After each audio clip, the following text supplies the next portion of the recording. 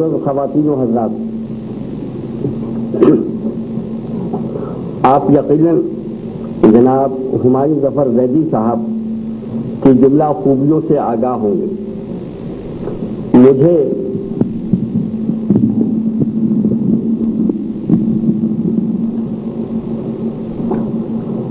مجھے ان خوبیوں میں سے ایک اہم خوبی یعنی شماریات میں ان کی مہارت کا آج پتہ چلا ہے۔ ہندوستان اور پاکستان کی آبادیوں کا تناسب میرے خیال میں 1 اور 6 یا 7 کا ہے، لہذا ہندوستان سے اگر 3 قداور مزاح نگار مدعو ہوں گے تو پاکستان سے آدھا مزاح نگار ہی آ سکے گا۔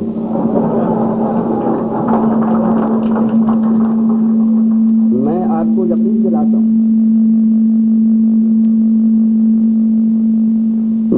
یقین دلاتا ہوں میں آدھا مزاح نگار بھی اپنے دوستوں خصوصاً برادرم وائز الرحمان کی خوشگمانی اور محبی ہمایوں ظفر زیدی کی حسابدانی کے طفیل بن سکا ہوں۔ ابھی دوسرے آدھے کا پتہ نہیں چلا کہ کیا ہوں اور کیوں ہوں۔ بہرطور کراچی سے آیا ہوں، کراچی کی سوغات لے کر۔ میرے آج کے مضمون کا عنوان ہے کراچی کا ادبی جغرافیہ۔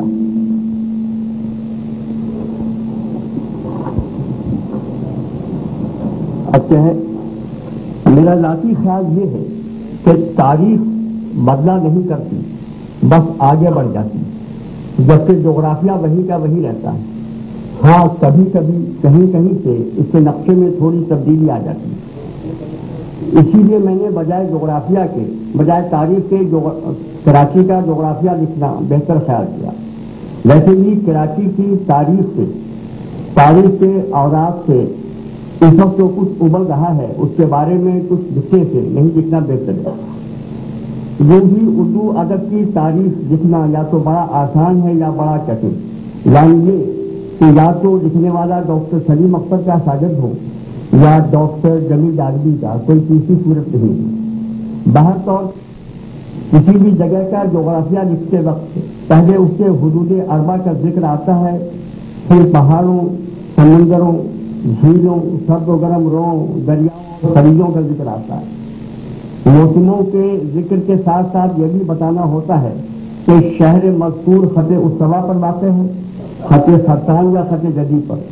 ان میں سے اگر کسی بھی خط سے اس کا واسطہ ہے تو پھر وہاں کی آب و ہوا کس طرح کی ہوگی یا ہونی چاہیے۔ اسی طرح کی بہت سی اور دوسری باتیں ہم ادبی جغرافیہ کے حوالے سے کراچی کے بارے میں بیان کریں گے، لیکن بہتر یہ ہوتا کہ پہلے ہم کراچی کا ایک اطلس مہیا کرتے، مگر یہاں اس کی ضرورت محسوس نہ ہو کہ خوش قسمتی سے تمام کے تمام لوگ وہ ہیں جو ایک عرصے سے اب شہروں میں رہ رہے ہیں۔ بے شک اکثر لوگ میری طرح دیہات میں پیدا ہوئے ہوں۔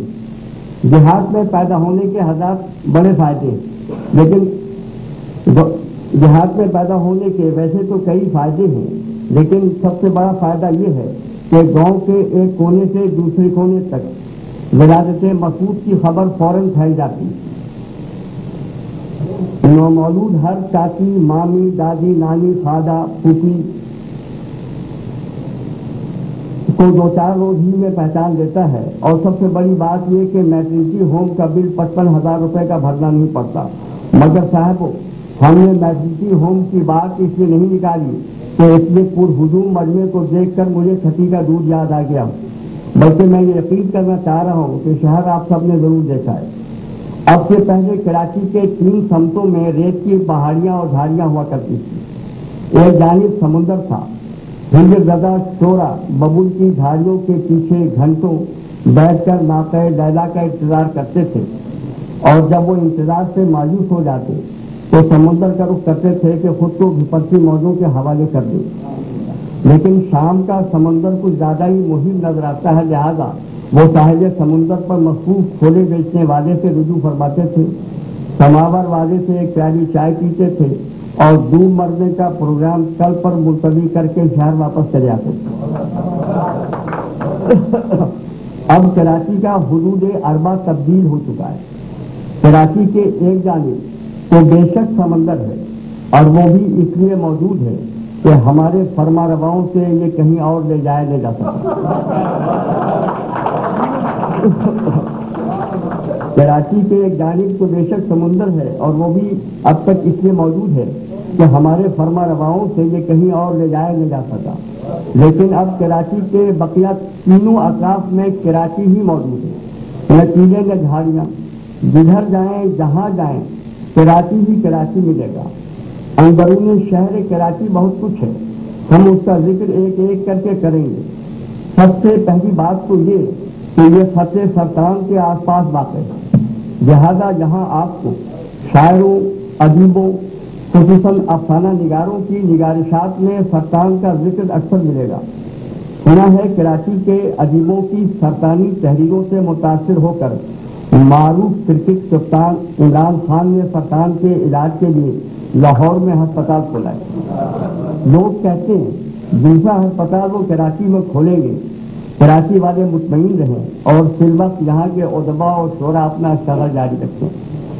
کراچی خط سرطان کے اوپر یا نیچے واقع ہے، اس کا تعین تو بغیر اطلس دیکھے میں نہیں کر سکتا، لیکن اتنا آپ کو یقین دلاتا ہوں کہ کوئی بھی ارض البلد یا طول البلد کراچی کے اوپر سے نہیں گزرتا، جس کا نتیجہ یہ ہوا کہ یہاں کے لوگ ایک دوسرے سے قطعی نابلد ہیں۔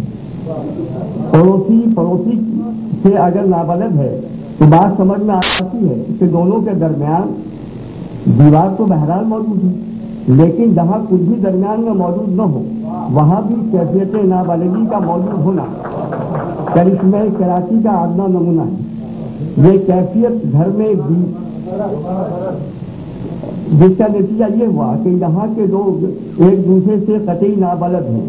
پڑوسی سے اگر نابلد ہے تو بات سمجھ میں آتی ہے کہ دونوں کے درمیان میں دیوار تو بہرحال موجود ہے، لیکن جہاں کچھ بھی درمیان میں موجود نہ ہو وہاں بھی کیفیت نابلدی کا موجود ہونا کرشمہ کراچی کا ادنا نمونہ ہے۔ یہ کیفیت گھر میں بیویوں پر اکثر طاری رہتی ہے۔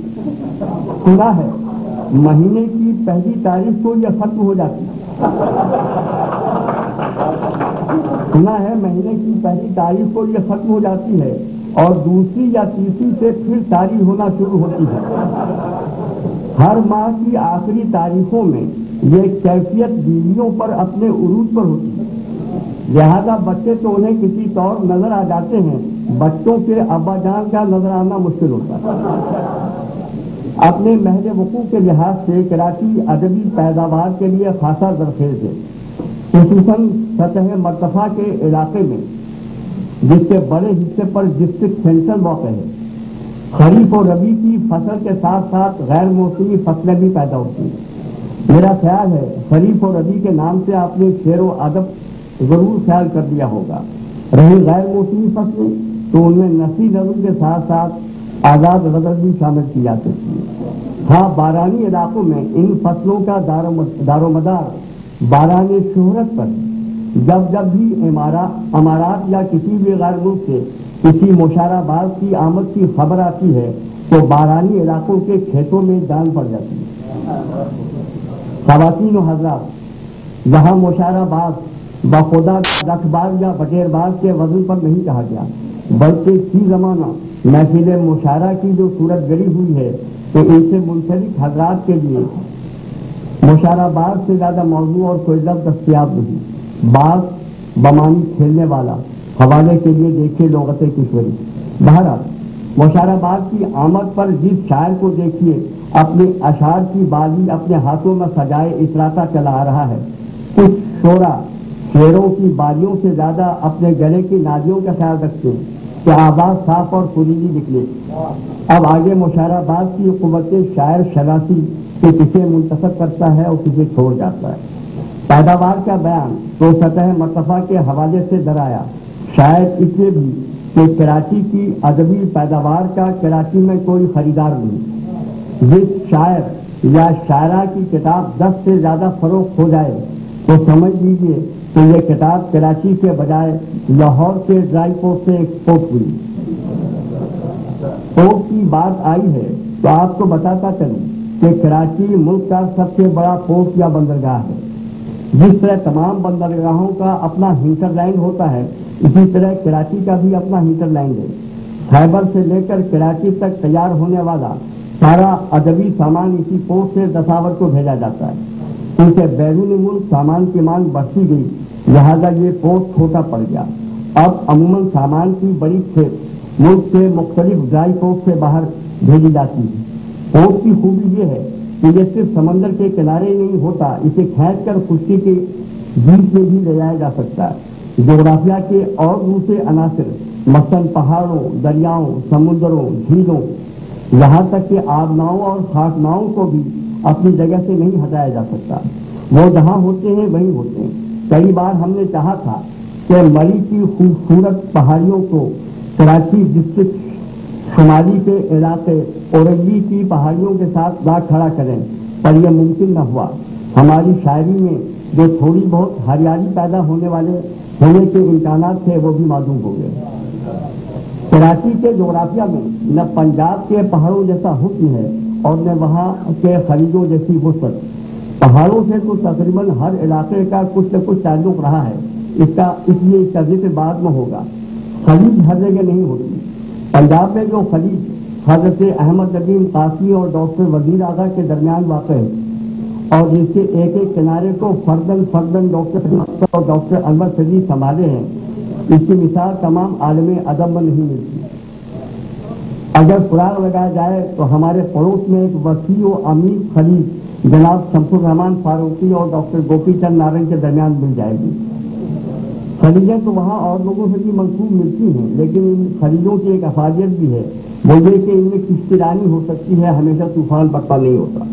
بہرحال ہمارے ہاں کی خلیج کی وسعت و گہرائی کا اندازہ اس سے لگائیے کہ گزشتہ ربع صدی سے اسے پاٹنے کی کوشش کی جا رہی ہے، لیکن ہنوز اس کی گہرائی کا پتہ نہیں چلا۔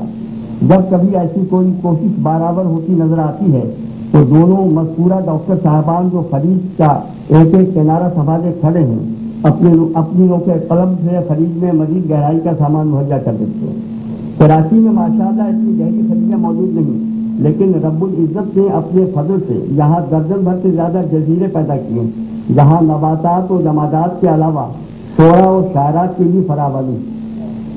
شاید انہیں جزیروں کے حسن سے متاثر ہو کر ایک معروف شاعر نے اپنے پہلے مجموعے کا نام جزیرہ اور ان کے جزیرے سے مشتعل ہو کر ہمارے ایک مشہور افسانہ نگار نے اپنی کتاب کا نام خشکی پر جزیرے رکھ چھوڑا ہے۔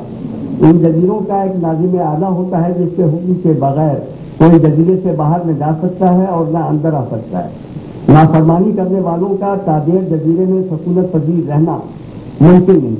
جزیرہ بدری کے حادثات اکثر ہوتے ہی رہتے ہیں۔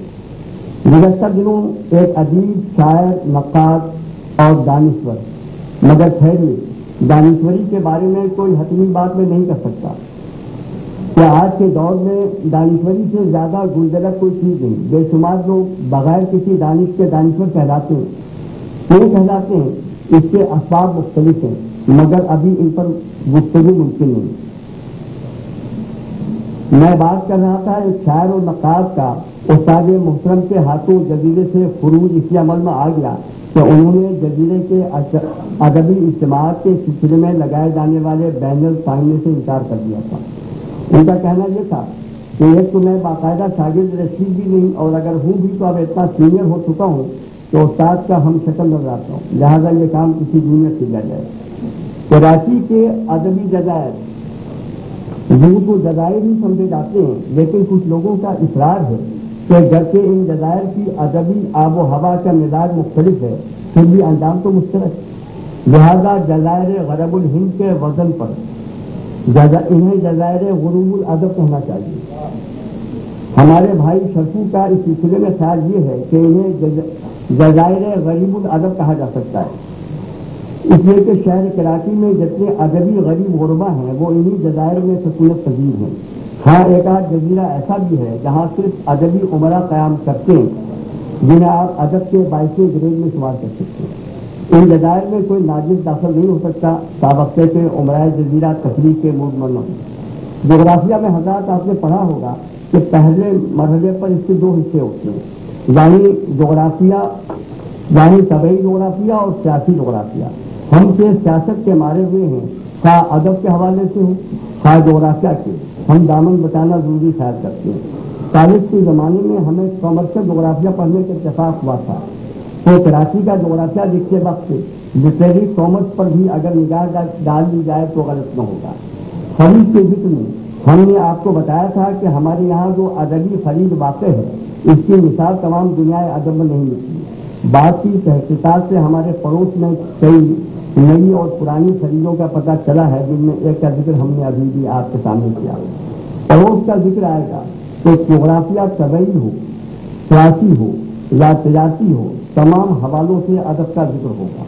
ابھی کل کی بات ہے، امارات کے ایک مشاعرے میں ہمارے پڑوس سے آنے والی ایک خوشگلو شاعرہ کہ خوشگلو کے لیے خوش شکل ہونا اگر ضروری نہیں تو ایسا غیر ضروری بھی نہیں۔ جب اپنی غزل سنا کر محفل میں اپنی نشست پر واپس آئیں تو ہماری ایک شاعرہ نے ان سے پوچھا کہ دیدی آپ جس کاغذ کو دیکھ کر غزل سنا رہی تھی اس پر نہ تو اردو الفاظ لکھے تھے نہ ہندی کے شبد، پھر بھی غزل آپ کی اتنی مرتب تھی کہ اتنی اچھی غزل آپ بغیر اردو یا ہندی کیسے کہہ دیتی ہیں؟ خوشگلو شاعرہ نے جواب دیا، اس میں اچنبے کی کیا بات ہے، میرے دماغ میں شاعرانہ خیالات آتے رہتے ہیں، جب اچھے خیالات جمع ہو جاتے ہیں تو میں انہیں لے کر اپنے چھوٹے استاد کو سناتی ہوں۔ چھوٹے استاد ہاتھ کے ہاتھ ان خیالات کو شاعری کے سانچے میں ڈال دیتے ہیں، پھر میں اس شاعری کو لے کر اپنے بڑے استاد کے پاس جاتی ہوں۔ بڑے استاد کچھ دن کا وقت تو دیتے ہیں لیکن کسی نہ کسی راگ پر ان اشعار کو سمو دیتے ہیں۔ اپنے بڑے استاد کچھ دن کا وقت تو دیتے ہیں لیکن کسی نہ کسی راگ پر ان اشعار کو سمو دیتے ہیں۔ آج بھی جو غزل میں نے سنائی اس کی لئے بڑے استاد نے بنائی تھی۔ خواتین و حضرات، یہ ادبی جغرافیہ کا سیاسی پہلو ہے جس کے مطابق پروڈکشن میں حصہ لینے والے کئی افراد ہوتے ہیں اور ہر فرد کو اس کا محنتانہ ملتا ہے، خواہ وہ چھوٹے استاد ہوں خواہ وہ بڑے استاد ہوں۔ بس ان کی تقسیم کے لیے اتنا ہی کافی ہے کہ اخباروں میں کسی نہ کسی طور ان کی تصویر چھپ جائے اور اگر نام بھی آ جائے تو کیا کہنا۔ ادبی پرندوں میں نیلکنٹھ کم پایا جاتا ہے مگر پھر بھی اس کی تعداد 1 درجن سے زیادہ ہی ہوگی۔ پہچان نیلکنٹھوں کی یہ ہے کہ یہ خود کو دوسروں سے علیحدہ و برتر مانتے ہیں اور ان سے متفق نہ ہونے والوں کو یہ نہیں پہچانتے، خواہ ان کی تعداد کتنی کیوں نہ ہو۔ دوسری پہچان ان کی یہ ہے کہ یا تو یہ اپنی کتاب شائع نہیں کراتے اور اگر شائع کراتے بھی ہیں تو اس کتاب میں نہ فریب کی تحریر ہوتی ہے اور نہ دل باتا اور نہ پیش لفظ، کیونکہ انہوں نے یہ طے کر رکھا ہوتا ہے کہ سارا عالم ادب ان کے نام اور کام سے واقف ہے، لہذا انہیں کسی تعارف کی حاجت نہیں۔ بقول ہمہ بگوش 10 گرام کی تحریر 110 گرام کے کاغذ پر تباہ کی جاتی ہے، اس کے بعد بھی کوئی طلبگار نہیں ملتا، یہ کتاب کا نصائب طبعی جغرافیہ کے حوالے سے جس خطے کا ذکر سب سے آخر میں آتا ہے، جس خطے کا ذکر سب سے آخر میں جغرافیہ کے ماسٹر صاحب نے ہمیں پڑھایا تھا وہ تلزا کا سکتا ہے۔ اتفاق سے شہر کراچی میں بھی یہ خطہ موجود ہے جہاں ادب کے حوالے سے سال بھر برف جمی رہتی ہے، لوگ منہ کھولتے ہیں تو الفاظ بعد میں نکلتے ہیں، بھاپ پہلے نکلتی ہے، لہذا لوگ منہ بند رکھتے ہیں۔ ٹھنڈک اتنی پڑتی ہے کہ قلم کی سیاہی منجمد ہو کر رہ جاتی ہے، لہذا لکھنے کا عمل یہاں شاذ ہی ہوتا ہے۔ کوئی شاعری کرنے بیٹھتا ہے تو اکثر دوسرا مصرع موضوع ہونے سے قبل پہلا مصرع جم کر رہ جاتا ہے، لہذا لوگ کم شاعری کرتے ہیں۔ اس خطے میں ایک تو پاکستان رائٹر گلڈ پایا جاتا ہے، دوسری اور بھی انجمنیں ہیں جن کے بارے میں شاعر نے کہا تھا ہر چند کہیں کہ ہے نہیں ہے۔ گلڈ بھی اسی کیفیت سے دوچار ہے، اس کے موجودہ سجادہ نشین کو اپنی سجادہ نشینی کا ہنوز یقین نہیں آیا، لہذا گلڈ سے منسلک رائٹر جن میں سے ابھی بیشتر لسنر کے درجے سے آگے نہیں بڑھے اپنے منہ سے بھاپ کو نکال دیتے ہیں، کوئی اور لفظ نہیں نکالتے۔ اس خطے میں پیدا ہونے والے ادب کو فضائی ادب کہا جاتا ہے، جسے سمجھنے کے لیے انسان کو اپنا ذہن نقطۂ انجماد سے کئی ڈگری نیچے لے آنا پڑتا ہے۔ اس ادب کے بانیوں میں لوگ قمر جمیل کا نام بطور خاص لیتے ہیں، لیکن وہ مثال قمر جمیل کے جزیرے کی جس شاعرہ کی دیتے ہیں اس کی شعری تخلیق خط استوا کی تخلیق شدہ معلوم ہوتی ہے۔ اور آخر میں باشندگان کراچی کا تذکرہ جو تقریباً 1 درجن زبانیں بولتے ہیں، لیکن شاعری ایک ہی زبان میں کرتے ہیں اور بد کلامی بھی اسی زبان میں فرماتے ہیں۔ لہذا ہم زبان کا ذکر چھوڑ کر آگے بڑھتے ہیں، لیکن آگے تو سمندر ہے۔